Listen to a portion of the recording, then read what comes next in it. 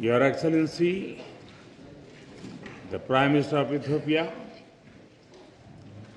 Honorable Speakers of both Houses of Parliament, Honorable Members, Excellencies, and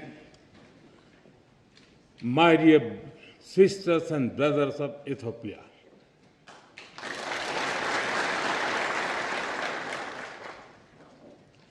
It is a moment of a great privilege for me to stand before you today. It is wonderful to be here in Ethiopia, the land of lions.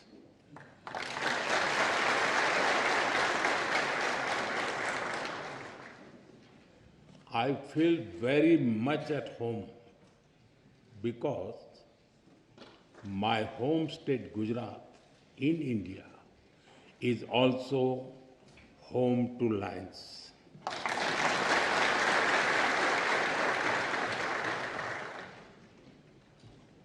I'm honored to be here in this temple of democracy, in the heart of a nation with ancient wisdom and modern aspirations. And I come to you with deep respect for your parliament, your people, and your democratic journey.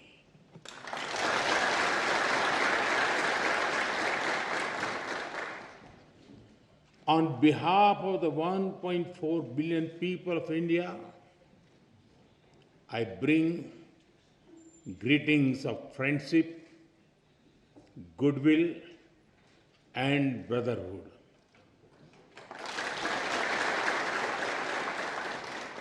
Tena istilin.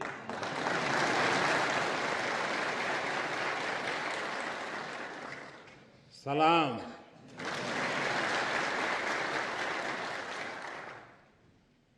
Honorable members, in this great building, your laws are shaped. Here, the will of the people becomes the will of the state. And when the will of the state is in harmony with the will of the people, the wheel of programs moves forward with hope and purpose.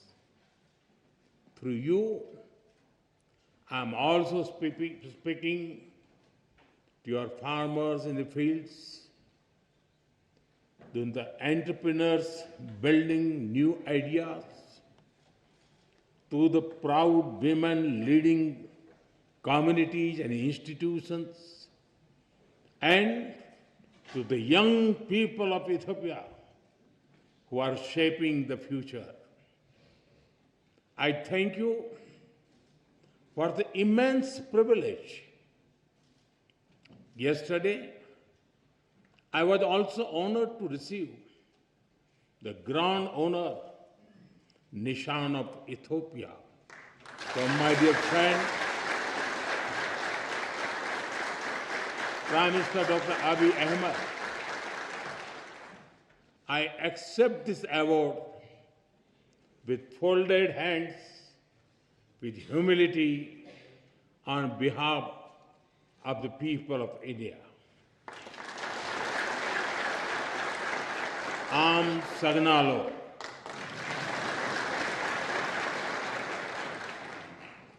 Honorable members,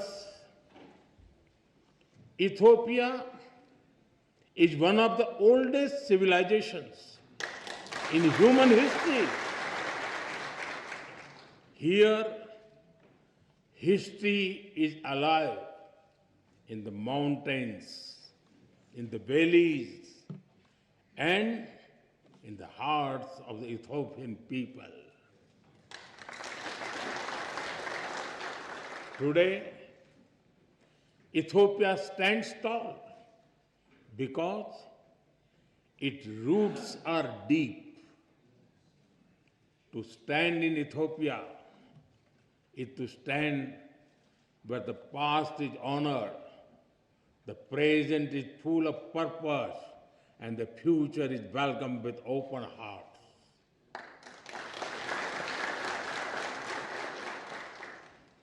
The blend of old and new, this balance between ancient wisdom and modern ambition, this is the true strength of Ethiopia. The spirit of Medemar or synergy is very familiar to us in India.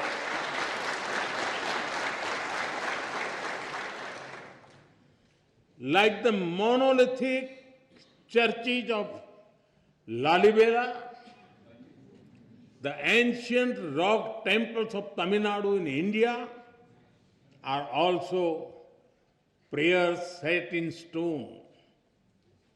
We too are an ancient civilization, walking confidently into the future.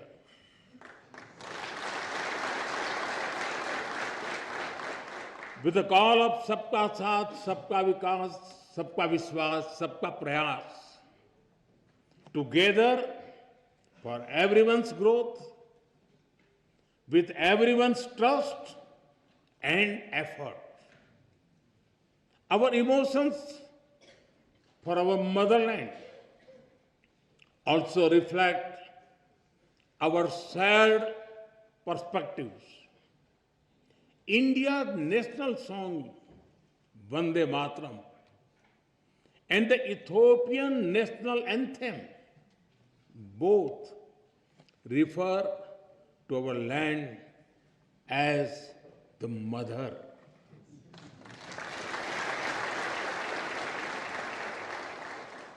They inspire us to take pride in the heritage, culture, national beauty, and protect the motherland. Honorable members, science has traced some of the earliest footprints of our species in Ethiopia. When the world speaks of Lucy, of Dinkinesh,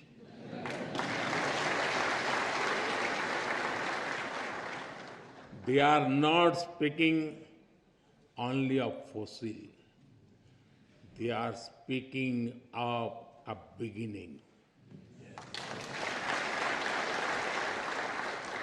A beginning that belongs to all of us, whether we live in Addis Ababa or in Ayodhya. In India, we say, Vasudhaiv Kutumbakam. The world is one family.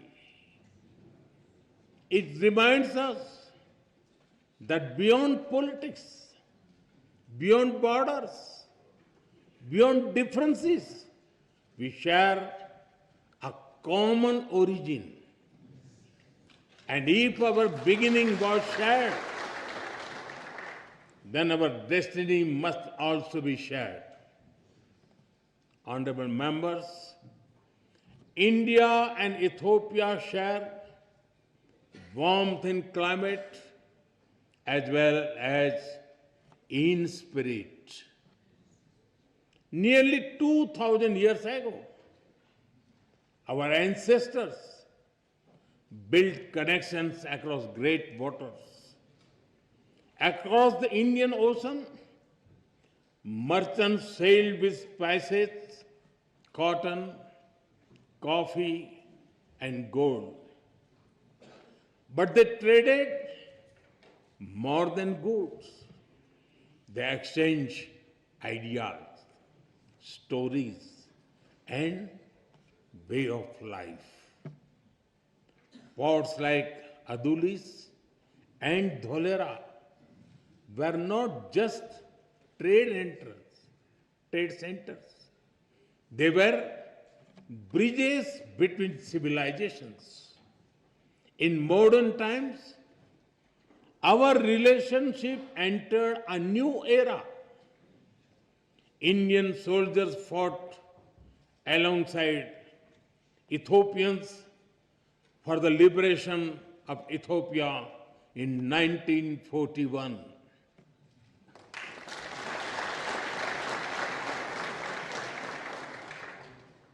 Our formal diplomatic relations began soon after India became independent.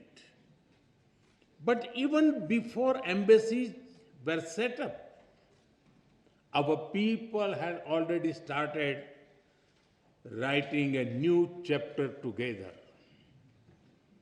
Thousands of Indian teachers came to Ethiopia. They taught children in Addis Ababa, in Dire Dawa, from Bahirdar to Mekele.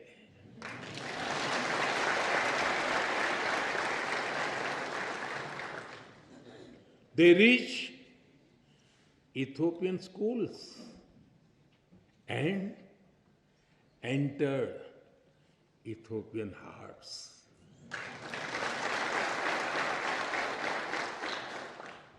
Even today, many Ethiopian parents speak warmly about Indian teachers who shaped the future of their children.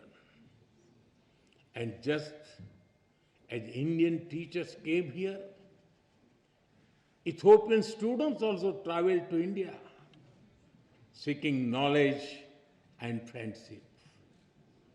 They went to India as students and returned home as the builders of modern Ethiopia. I am told that some of them are present here in this parliament right now.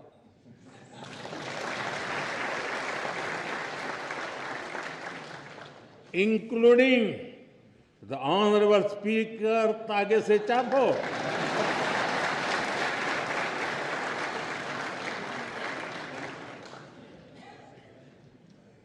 They have also played a special role in building our people-to-people ties because they introduced Ethiopian cuisine in India.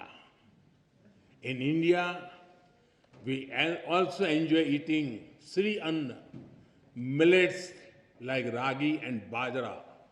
So, the flavor of Ethiopian taf is very comforting for us.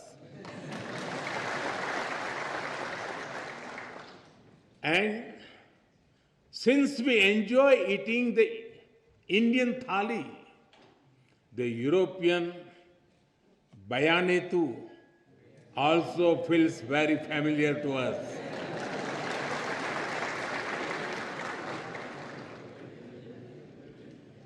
Honorable members, today Indian companies are among the largest foreign investors in Ethiopia. They have invested more than $5 billion in diverse sectors like textiles, manufacturing, agriculture, health, and more. And they have created more than 75,000 local jobs. But I'm sure we can all agree our partnership has a lot more potential. That is why Prime Minister Dr. Abiy Ahmed and I took a big step forward yesterday. We have decided to elevate our bilateral relationship to the level of a strategic partnership.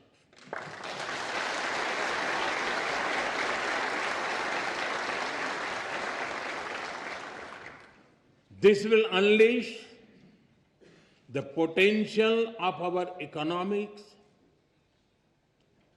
through cooperation in technology, innovation, mining, sustainability, and clean energy. It will also secure the future of our peoples through cooperation in food security, health security, and capacity building. In addition, we will also enhance our trade and investment cooperation as well as on defense and security matters. Honorable members, as developing countries, we have a lot to learn from and offer to each other. Agriculture forms the backbone of our two nations. It feeds our people. It sustains our farmers. It connects tradition with innovation.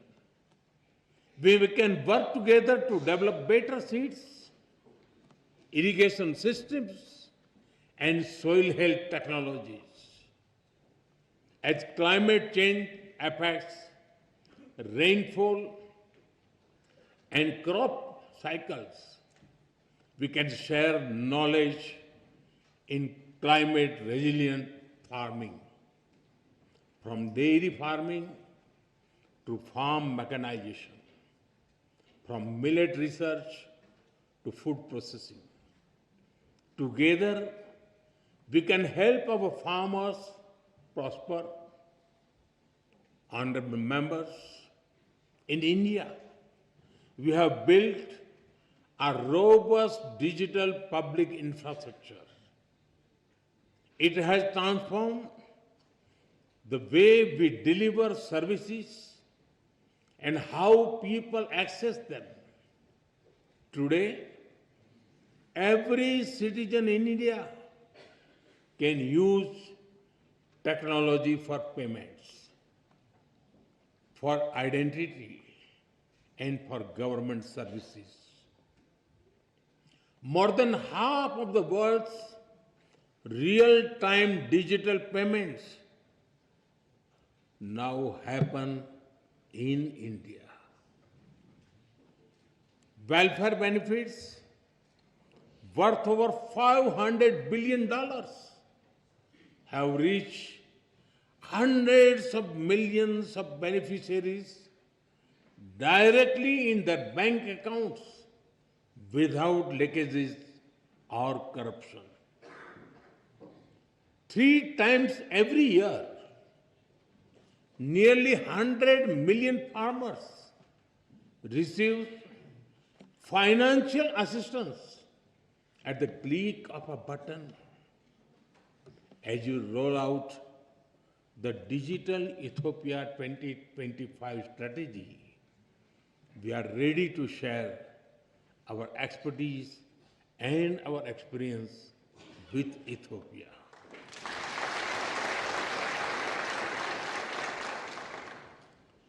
And we are honored that you have picked India as the trusted partner to develop the data center for your foreign ministry. Honorable members, India is known as the pharmacy of the world. During the COVID pandemic, the entire world was worried. It was a very difficult time.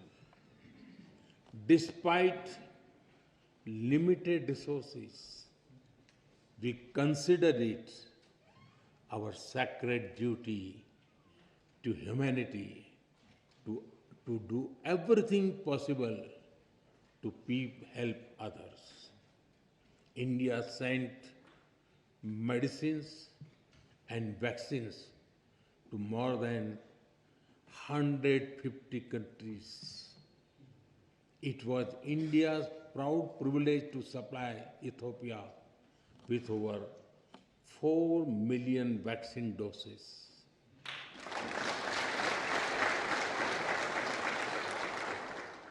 And our good fortune to do so in partnership with the WHO, led by Dr. Tedros, a proud son of Ethiopia, known in India as Tulsi Bhai.